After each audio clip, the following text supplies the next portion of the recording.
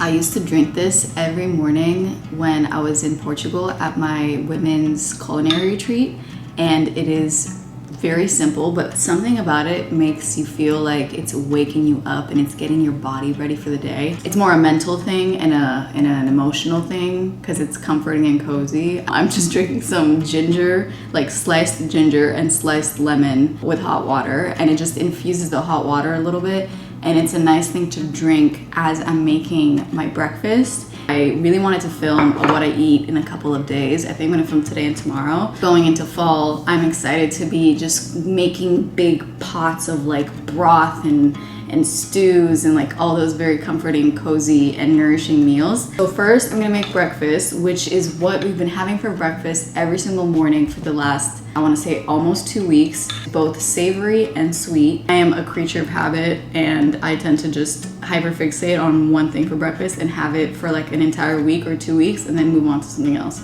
So this is my current hyperfixation breakfast. When it comes to breakfast during the fall time, I am not really a person that goes for the pumpkin and general pumpkin spice themes. I like to lean into other fall flavors, and apple is one of them. There's something really comforting and cozy about some stewed apples in oatmeal, which is exactly what we're doing right now. And it only adds about 2 minutes of work, which in the morning, I really like my breakfast to be quick and easy so I can get to work right away. And stewing some apples in a little bit of butter right before adding the milk and the oats doesn't add a lot of time, but adds tons of flavor to your regular oatmeal. Everyone is really particular about their oatmeal. I'm a simple gal, and I cook mine in almond milk and a little bit of water, cinnamon, and brown sugar or maple syrup. This breakfast has been kind of a two-parter. Well, I will have 2 semi-hard soft-boiled eggs, 8-minute eggs, and some breakfast sausage, specifically the Balinski's breakfast sausage, and I'll eat that first and then have my oatmeal and coffee together as a second part of breakfast. And I've been doing this recently, and something about it just makes me feel like it's the perfect combination that will keep me feeling full and energized for the morning. This combo right here has been the thing that I've been looking forward to every morning when I wake up. I get quite full from oatmeal, so this is a bowl that we got from Seoul, and it's actually for rice, but it is the perfect size, especially since I already had 2 eggs and 2 little breakfast sausages, which get me pretty satiated. So this is just the perfect size for oats. I know it doesn't look fancy like those ones you see on Pinterest where they have all of the toppings and the nuts and all those things. And this is a very simple, casual oatmeal, but it is exactly what I want in the morning.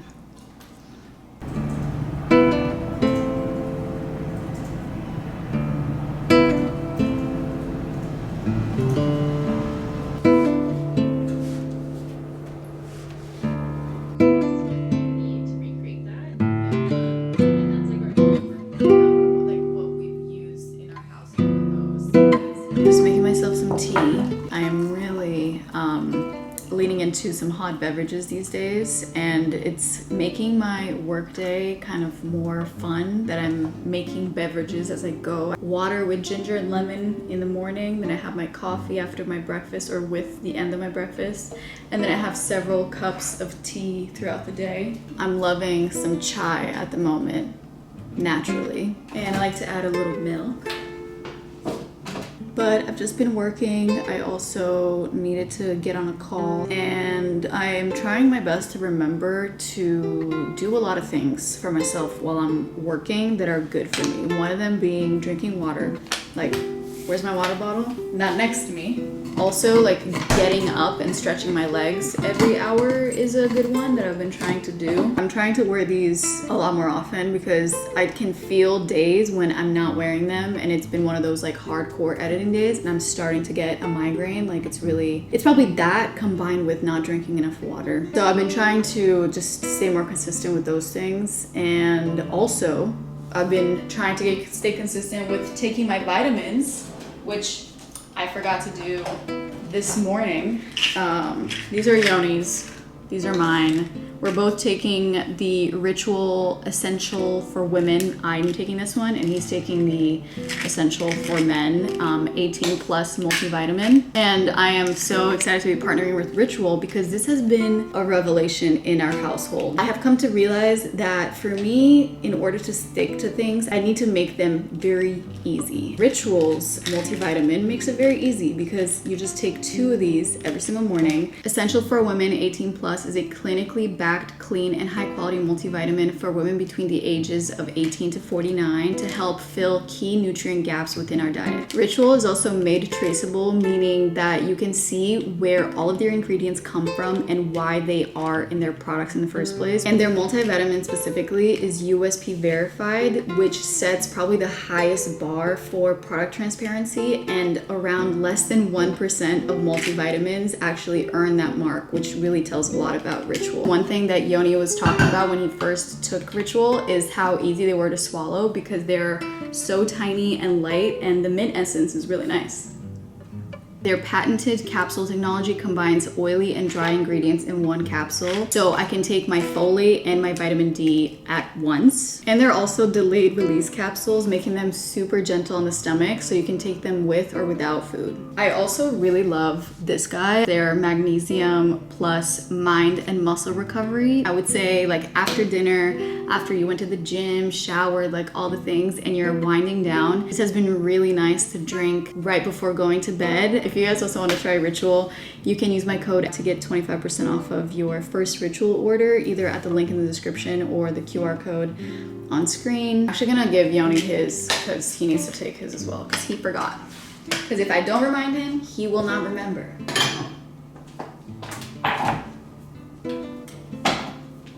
I am such a good wife. I'm going to bring him a glass of water so he has no excuse. BRB. Here you go.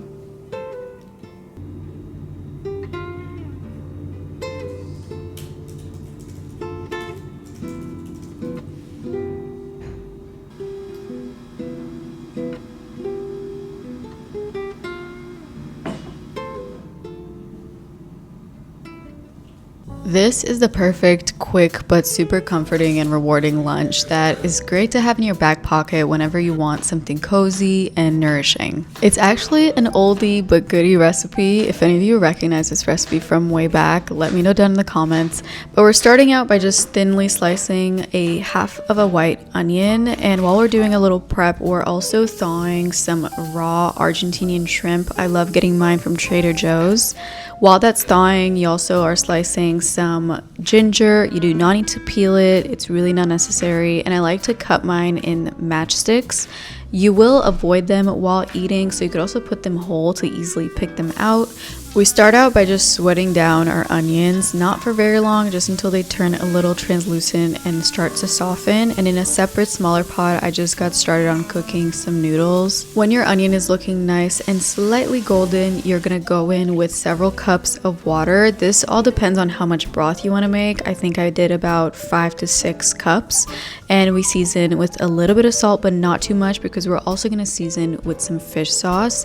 Now, fish sauce is pretty pungent and strong, so it's up to you how much you want. It's always better to do a little bit less because you can always add more. Once we got the soup boiling, we add our ginger, and while that's all boiling, getting nice and flavorful, we're also gonna slice up our shrimp into tiny bite-sized pieces and add them directly into the soup. Now, shrimp cooks really quickly, which is what makes this recipe so perfect for lunch. And while the shrimp is finishing up, you're just gonna add a full bag of spinach or kale or bok choy or any type of green that you like. You'll get them to wilt for a little bit, and this is when I would turn off the heat as the shrimp can easily overcook. I like to add some green onion in mine, and any type of combination here really works. It's all about what you like, what type of protein, what type of greens, but the base of the soup is always the same, and you can customize however you'd like. This soup is such a good recipe to have in your back pocket whenever you're craving something slightly like comforting but not too heavy, because this is quite light, which I like. And then it's very versatile. You can always replace the shrimp for some type of other protein. You can do rice instead of noodles. You can do any type of green. You can do bok choy. And all the other ingredients, I feel like I always have in my pantry. I always have ginger, always have onion, always have green onion, always have, I always have shrimp in my freezer personally. But yeah, super versatile, and you can just kind of make it your own, which is why I usually add some chili oil to mine. Not traditional whatsoever, but it's really, really yummy, and I could eat a lot of it. And it maintains quite well in the fridge for the next couple of days. I'm going to pick up a prescription, and it's gonna be the first time that I'm going outside today. I'm actually quite excited because it's been a beautiful day and I just haven't had the chance to step out, or the reason to, because I've been making this video and then working and then filmed lunch and then cleaned up after lunch. So I'm quite excited to head out, but I also wanted to show you the rug because I kind of showed it in the last video. Just ignore all the random things on the bed. I showed me like putting it out in the last video and vacuuming it and putting it like under the bed and everything, but I haven't really given it a review. And let me tell you, I'm obsessed with it. I love it. I don't mind the fact that it's shorter. I think it gives some imperfection, you know, me trying to work on not being a perfectionist. It's definitely doing that, but I think it's very cute, and Yoni also likes it, and it makes the bedroom so cozy. I don't know why I'm out of breath right now, but yeah.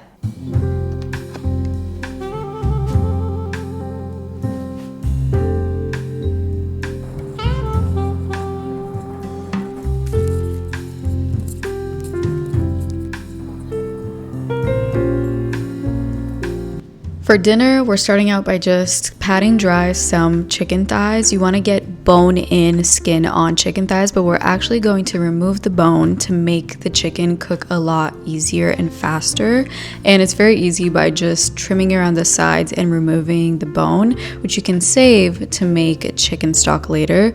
We're seasoning the chicken with just salt and pepper, except I'm using white pepper because I ran out of the usual one. You want to get it nice and seasoned on all sides. Then we're going to get to cooking straight into a hot pan, skin side down. You actually do not need oil, as the skin will render out fat, and that's what you want your chicken to cook in for maximum flavor. You want to be patient and give your skin side down chicken time to get nice and crispy. As you can see here, we're going to cook it for a little bit less on the second side, as we're not finishing off the cooking until we finish up our sauce, which starts with, of course, some thinly sliced white onion that we're going to cook directly in all of that chicken flavor goodness. Now, you do not want to get your onion to look the way mine does. I kind of forgot about it and it got too crispy. You want to just cook them until they're nice and soft. Then you're going to go in with some grated garlic and some spices like turmeric, paprika, and cumin.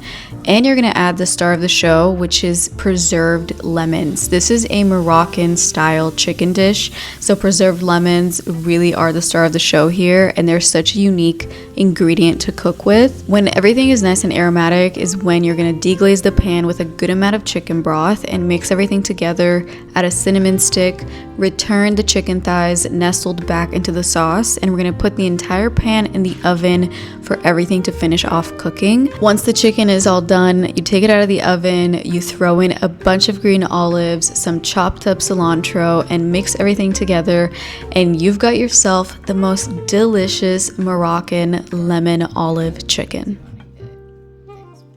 Okay, dinner is finally ready. I don't know why my camera is turning everything blue, but we're gonna just ignore it. It is also 11 p.m. Don't ask. Ignore that too. Ignore that as well. But dinner's ready. I made something I've never made before, but it is inspired by a restaurant here in New York that I love going to for lunch. I think I've only been for lunch and brunch actually. It's called Cafe Magador, and it's in Williamsburg as well as I think in the city.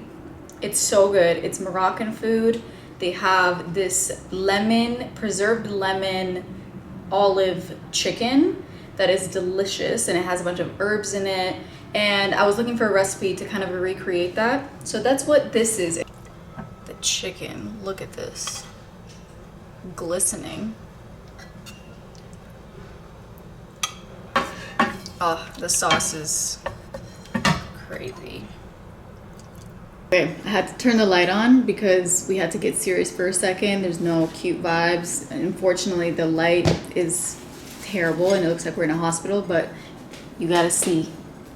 I think for next time I would love to make a little bit more sauce so that it's a little bit more liquidy. But, oh my god, I'm like salivating as I'm making my first bite. Let's see. First perfect bite.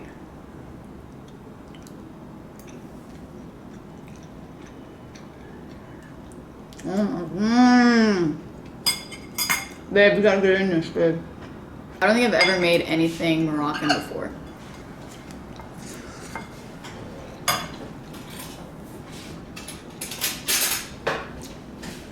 This is so good.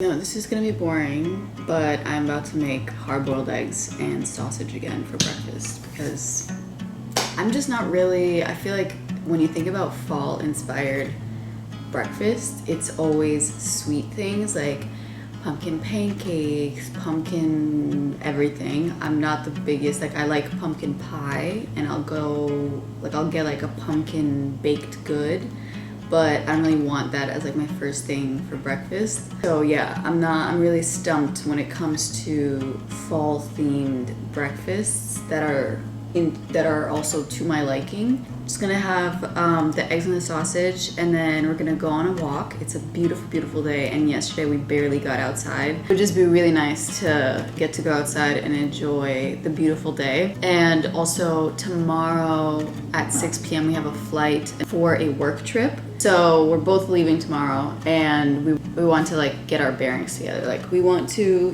do laundry from the apartment. We need to pack, look at the weather, figure out what we're bringing. I am just really looking forward to going for this walk, and then maybe getting a treat to have with coffee at home on the way back.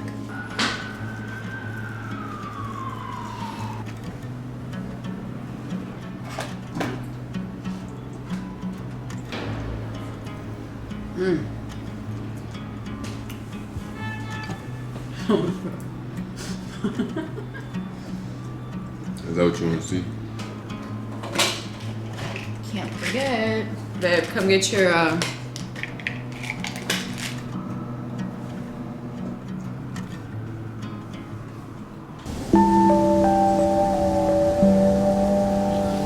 Is the street all the way up there? No, it's right here on the way back. Right here, going to school. There's a lot of little pipes here. The kid was just gonna be talking. Oh, this walk feels amazing.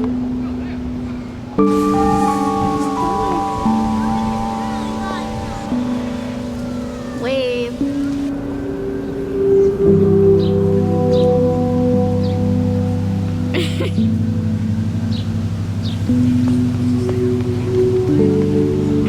Wow, this is such a nice shot right here.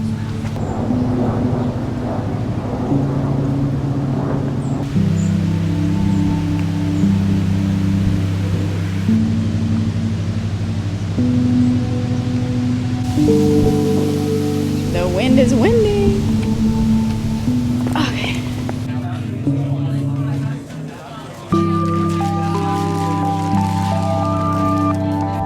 Holding it like it's newspaper.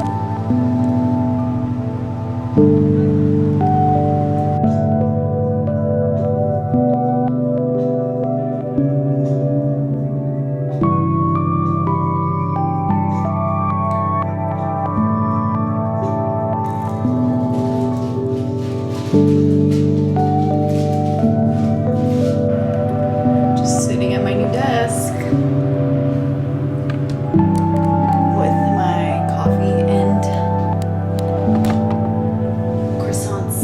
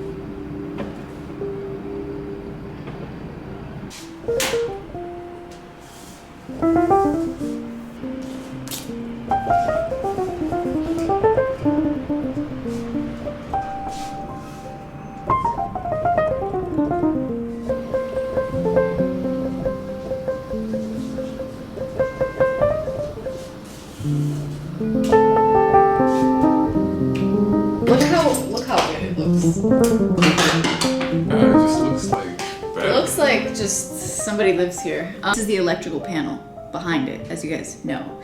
And we just were a little bit, not scared, but we were a little bit cautious because there's a bunch of wiring and, you know, electrical things behind the wall. So to hang this up, we were waiting to get these little, like, specific type of hook for the wall that we could hang the picture on. And it got delivered earlier today.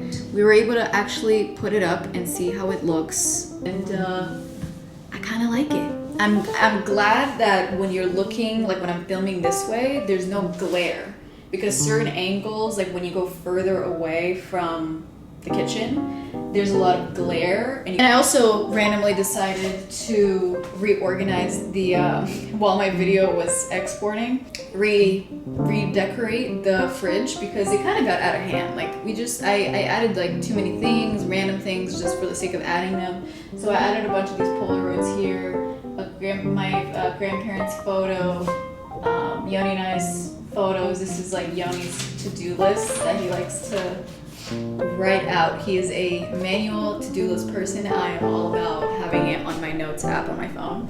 Okay, but you don't care about any of that. You care about lunch. And for lunch, we will be making a honey nut squash. I've actually never had a honey nut before. I got this at the farmer's market last weekend, I think. We're gonna cut it up in a bunch of pieces. I know there's many ways you can use this. I kind of wanted to make a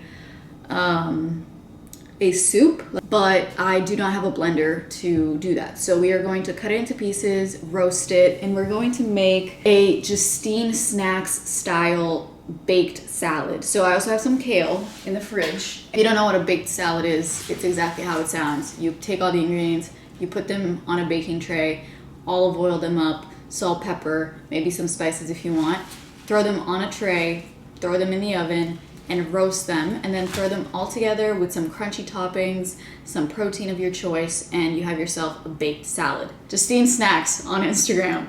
Great content creator for recipes, stuff like that, and this is inspired by her baked salad series. So I'm also gonna do some cabbage that I'm gonna put in the oven and just shred that. Everything's gonna be very shreddy, very delicious, and baked. And it's gonna be great. I think this is that one fall recipe that I'm gonna keep going back to whenever I come from the farmer's market with a bag full of squash and greens, and any type of fall produce can be used in this recipe. Starting out by just cubing really small our honey nut squash, throwing it on a baking tray with a drizzle of any type of oil you like, salt, and mixing it all together. Next to the squash, we're gonna do chickpeas, which could also be any type of bean. I like to pat mine dry and squish it a little bit so it gets nice and textured, as this will be our crunchy element. We also dress those in oil, salt, and some onion salt as well, mix them well together, and put them in the oven at 425. Those will take the longest to bake, so you want to start with those while you move on to your greens. I love dinosaur kale, and I don't know why I keep forgetting that it exists, because it is truly the perfect green for salads that doesn't taste too fibrous and has great flavor. So we're just getting it off the stems, chopping it up, putting it on another sheet tray with olive oil and salt, and doing just about the same thing to this quarter of a cabbage. We go ahead and add both of those trays in the oven, and while everything is getting nice and roasted, we're making our dressing, which consists of the usual Dijon mustard, vinegar or lemon juice, a little maple syrup or honey, and some salt. And we're not adding any olive oil, as there's plenty on all of the vegetables. I cooked some steak with my salad. You can definitely do some shredded chicken. I think that would actually work even better in this combination. And once everything is ready, we combine it all in one bowl. I actually think it's so funny how I started out with so much and it ends up being the perfect amount for about 1.5 portions. So just keep that in mind, that a lot of the greens and just veggies overall are going to shrink quite a bit. And it is a voluminous lunch, so this is actually perfect to make for 2 people or to batch it as a preppable lunch. Okay. This turned out to be quite a large salad, so I don't know if I'm gonna be able to finish it. but I'm very excited to taste. I will make this again. I would probably do chicken. Just something about the steak like doesn't feel right. I just had steak in the fridge that needed to be cooked. Here is one big biter.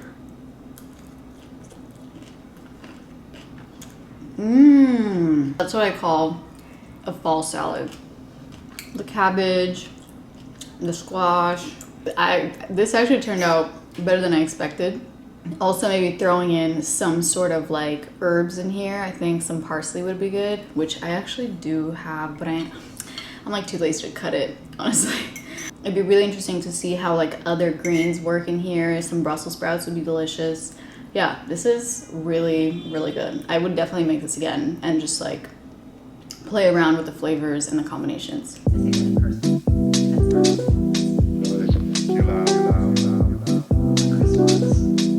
Promise not to use. Promise. Promise not to use. Promise.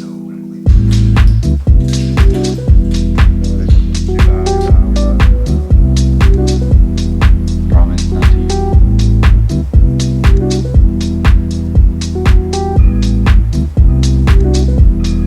Promise. Promise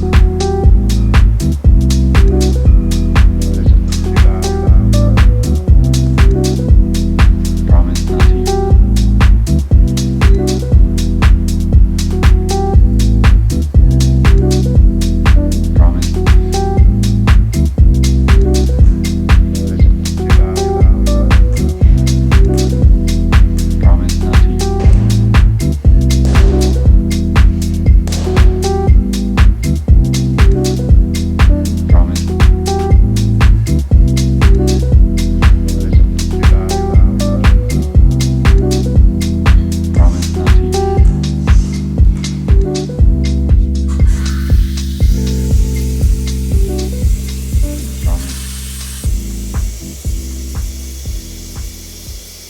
Like almost all my recipes, we are starting out with thinly slicing some white onion. We're also gonna thinly slice and matchstick slice some ginger that I actually did peel and some garlic. We're sweating out all the aromatics directly to a pan. We're gonna go in with some full fat canned coconut milk. We're gonna rinse the can with the little chicken broth or any type of broth you have and put it directly on top of the coconut milk. Mix everything together. We're gonna add the juice of 1 lime, some fish sauce to taste. And we're also gonna do 2 teaspoons of some brown sugar. And once the sauce is nice and combined, we're gonna add our pieces of cod, and don't worry about them being too tight in there. You just wanna make sure that there's enough sauce to cover them so they can get nice and cooked through. With cod or any type of fish, you really want to make sure that you don't overcook it. So I was checking it every 5 minutes or so. And once it starts flaking, you want to remove the cod and add in whatever vegetables. I chose to do green beans.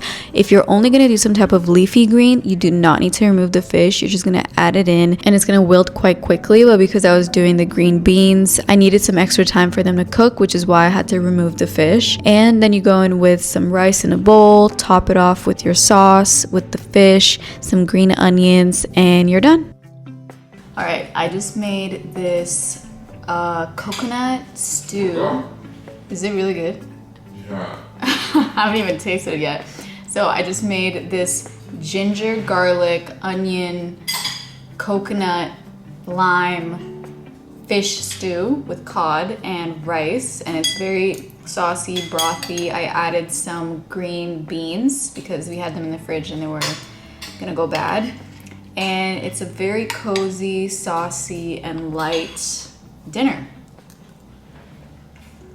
Wow, it's like really nice and light. It's the perfect seasoning, not too salty. There's some salt and there's also some fish sauce in here.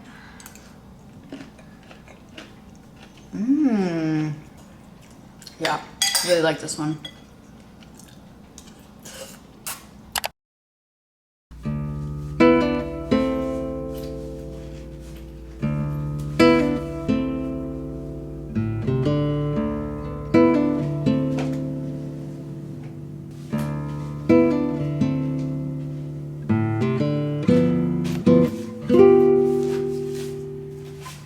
all day today we have been packing, getting our life together, recording the podcast. I went to get a pedicure, and Yoni just came home because he went to get some film, and he stopped to get us some food, which I had an inkling that he was gonna get something, and he probably stopped just at a bodega and got a bacon, egg, and cheese on a roll.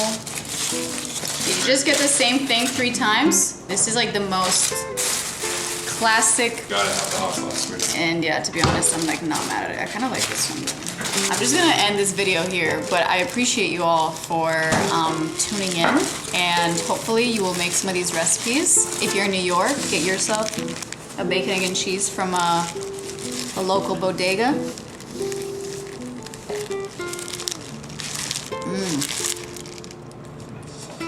Ooh, hot. It's hot, right? Because when you need it, it's gonna hit. So yeah, we have to leave for the airport in about 2 hours. And we're doing pretty good. Yoni needs to finish packing. I need The podcast is out, so that feels good. The podcast is out. The other podcasts are all ready to record. Already recorded. Ooh, it's kind of dry. I don't know why I always get hiccups when I eat something dry. Like one bite. Instantly. Yeah, I only took one bite. It's crazy. I don't know how that is. When they're dry, they take longer to swallow, so I swallow with air. So I'll see you guys next week with another video. Bye.